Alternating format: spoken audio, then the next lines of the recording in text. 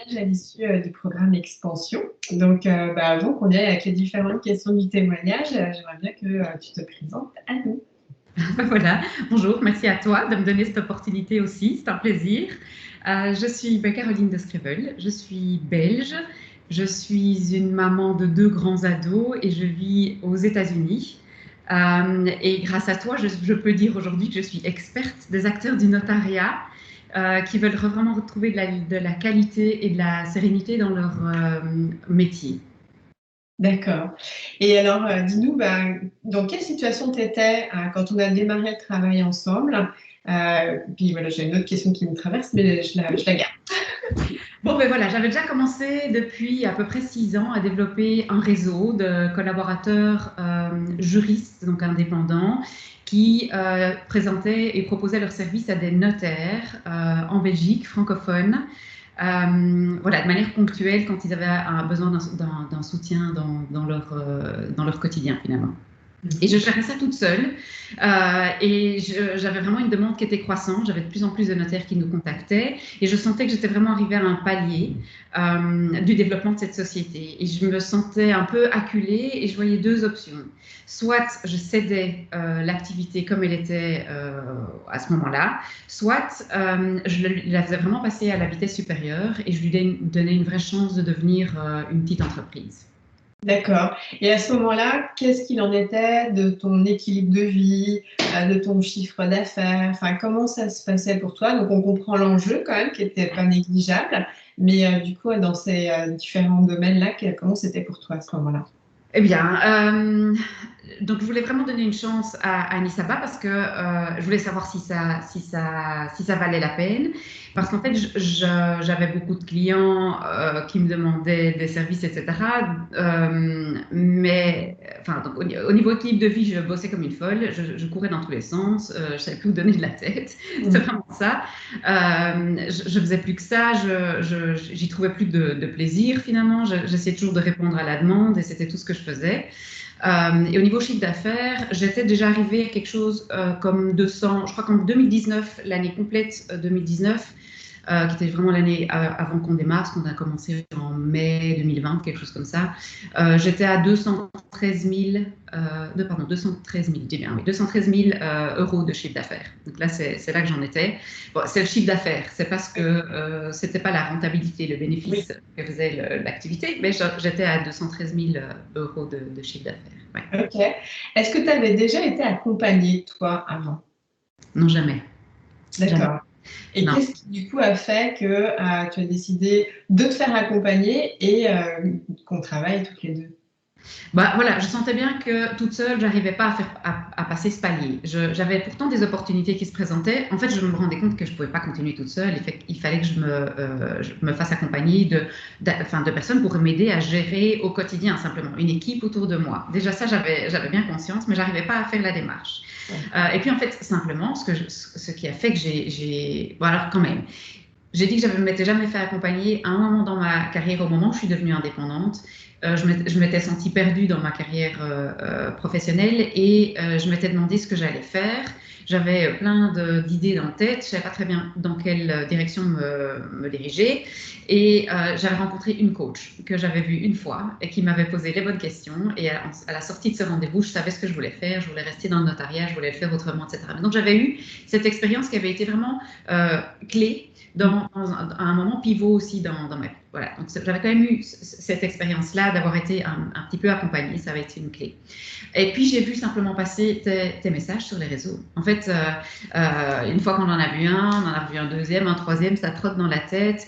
Et voilà, les messages que tu adressais sur les réseaux sociaux étaient adressés à des femmes entrepreneurs qui voulaient développer leur activité pour que ça devienne vraiment rentable.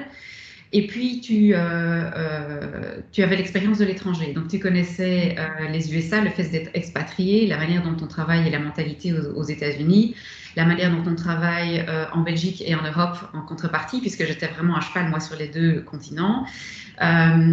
Et donc, voilà, le facteur déclencheur, j'ai envie de dire, d'abord, c'est le fait que j'étais de nouveau, je me sentais vraiment arrivée à un palier et que j'en avais besoin. Et l'autre, c'est que j'ai croisé une fille qui avait suivi ton accompagnement un jour jour et qui m'a vraiment chaudement recommandé tes services. Et en fait, avoir un retour de quelqu'un que je connaissais, enfin, je la connaissais pas bien, mais que j'avais en live, qui m'a dit mais vas-y fonce, voilà, ça a vraiment été le facteur déclencheur. C'est comme ça que je démarre. Super. Et donc, par rapport à tes attentes, c'était vraiment, faire le choix entre est-ce que je lâche lâche Nisaba ou je continue et là, pour le coup, je passe à l'autre étape et je constitue une équipe. Elles étaient claires tes attentes quand on a démarré ensemble? Alors, c'est pas très très clair, hein, c'est toujours un peu, on verra bien, j'espère que c'est...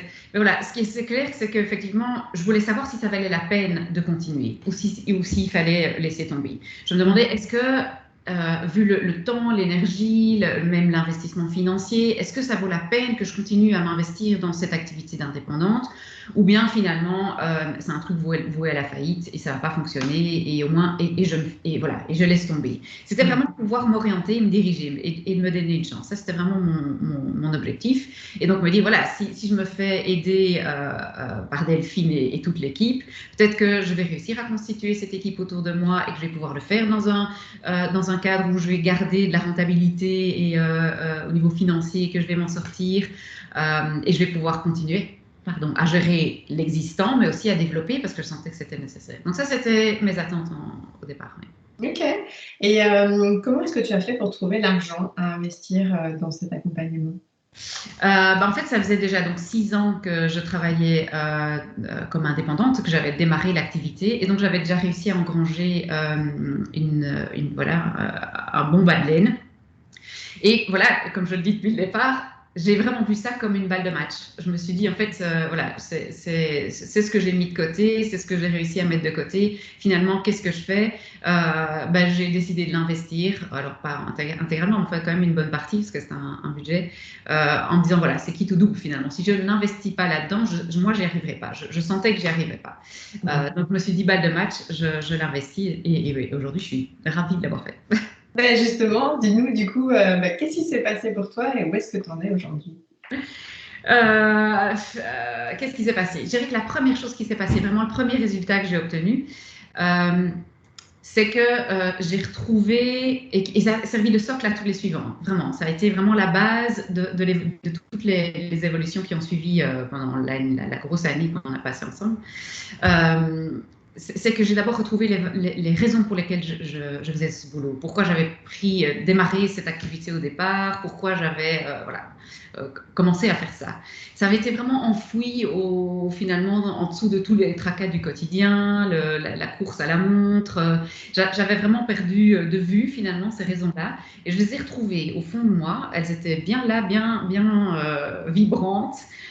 Et vraiment, alors du coup, le fait qu'il fallait que je continue sur ce chemin-là, c'était devenu une évidence. Et du coup, vraiment, ma motivation est revenue, mais à du 200%. Et ça a vraiment été je crois que ça s'est passé les 2 premières semaines ou le premier mois au départ de l'accompagnement. Et je dis vraiment que c'est vraiment le plus important, donc j'insiste là-dessus, c'est ce qui a servi de socle à tous les suivants. Parce que donc voilà, à la suite, c'est que très rapidement, non seulement j'ai revu mes offres, j'ai adapté ma structure économique vraiment complète, individualisé ce que moi j'apportais par rapport à ce que mes collaborateurs apportaient au notaire, etc. Je suis passée en société, donc j'ai créé une structure en Belgique avec une autre aux US dont la Belge dépend, donc j'ai mis une vraie structure juridique en place pour que ça fonctionne. J'ai mis des procédures très claires de travail en place. Donc, j'ai décortiqué la manière dont je travaillais pour le mettre sous forme de procédure. Et du coup, j'ai pu commencer à oser déléguer. Et voilà, j'ai commencé à construire une équipe autour de moi. D'abord, une assistante administrative, un vrai couteau suisse. Hein, elle fait tout, elle est géniale. Elle est toujours là aujourd'hui. J'en suis hyper reconnaissante. Et puis, une seconde qui est venue en soutien de son côté. Et puis, j'ai trouvé une directrice opérationnelle qui a vraiment compris la philosophie et la manière dont moi j'avais envie de développer mon activité et qui a pris le challenge, j'ai envie de dire, qui a embarqué dans l'aventure avec moi, avec cœur, et qui maintenant voilà, travaille encore tous les jours avec moi. Et encore finalement une seconde personne pour l'assister aussi. Donc maintenant, on est 5, donc j'ai vraiment une bonne équipe. Et donc voilà, j'ai vraiment commencé à déléguer. Et je dirais au niveau vraiment de mon chiffre d'affaires, je disais que j'ai démarré en 2019, j'avais 213 000 euros de chaque chiffre d'affaires en une année. Là, aujourd'hui, ça fait 9 mois, hein, on est tout début octobre, donc ça fait 9 mois que l'année court et je suis déjà à plus de 360 000 euros de chiffre d'affaires cette année-ci. Donc, j'imagine que d'ici la fin de l'année, à mon avis, je vais atteindre les 400 000 facilement, si pas plus. Donc voilà, je veux dire, très clairement, ça a bien gonflé, ça a bien évolué. Et je dirais, moi, j'ai appris à déléguer, à faire confiance à une équipe vraiment complètement, et à retrouver du temps pour moi, vraiment à retrouver un équilibre de vie de mon côté qui finalement, ça c'est le plus gros apprentissage, qui est aussi la clé de tout. Donc le socle, la base, savoir vraiment pourquoi je le fais, et puis prendre soin de moi, prendre soin de mon bien-être, caler du temps dans mon agenda juste pour ça. Ça permet finalement de libérer et d'être meilleur dans tout ce que je fais à côté. Ça a été un gros switch pour toi, de pouvoir te mettre en premier, en fait, non? Ah bah c'est évident, oui, oui. Et en fait, on en a conscience, hein, je le savais, mais entre le savoir et vraiment le mettre en application dans son quotidien, et de vraiment s'organiser sérieusement pour que ça marche, et pas juste se dire, oh ben oui, oh ben finalement c'est pas grave, et vraiment avoir cette discipline-là, ça a été, je crois, le plus gros apprentissage de cet accompagnement. Ouais. Et donc, dans l'accompagnement, donc il y a nos séances individuelles, nos appels de groupe, il y a la communauté des autres femmes entrepreneurs, il y a aussi des intervenantes, il y en a 3 qui sont aussi des prestataires, en fait. Qu'est-ce que tu dirais qui a été pour toi le plus aidant pour vraiment en arriver à ces résultats? Bon, ben, donc, je l'ai déjà dit, mais donc, la première chose qui m'a beaucoup aidée, c'est les questions que finalement pas que tu m'as posées, mais que tu m'as fait me poser. Donc ça, c'était d'abord ça. Les questions donc de la structure de ton accompagnement, cette base-là.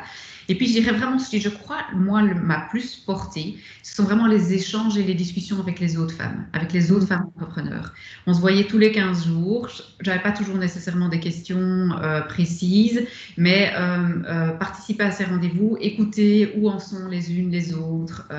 Finalement, ça m'a ouvert les yeux sur des changements qui étaient possibles chez moi, auxquels je n'aurais jamais pensé si je n'avais pas entendu d'autres en parler. Et puis, je crois aussi que ça m'a donné confiance. J'ai l'impression que le fait de moi aussi, d'abord d'écouter, mais alors de pouvoir exprimer, de pouvoir moi parler de ce que je fais, où j'en suis, etc. Et de sentir l'approbation finalement du groupe, des autres femmes entrepreneurs. Ça m'a permis d'oser, d'avoir confiance en moi et d'oser faire les pas finalement. Parce qu'on a une petite voix dans la tête qui nous dit en fait, tu devrais peut-être faire ça, oui, mais est-ce que je vais oser, etc. Puis en fait, quand on en parle avec d'autres et qu'on se rend compte que les autres dépassent aussi leurs petites craintes et avancent, eh ben ça donne une confiance en soi. Et donc, pour moi, ça a été très, très important. Ouais. Et puis après, bon, forcément, il y a la structure des challenges que tu proposes, et qui donne une structure et qui permet d'avancer pas à pas, de garder le cap. Ça aide aussi, ça structure, en fait. Donc, ça permet d'avancer plus clairement.